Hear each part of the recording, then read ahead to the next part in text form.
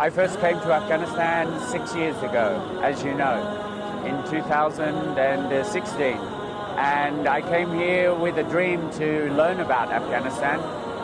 And now I'm coming again to complete my journey. This is the part 2 of my journey. I'm also coming to celebrate the 1-year anniversary of the governments of the Islamic Emirate of Afghanistan, who I have stood behind. I spent 3.5 years with Taliban soldiers, and I saw these people in a light that nobody else has been able to do.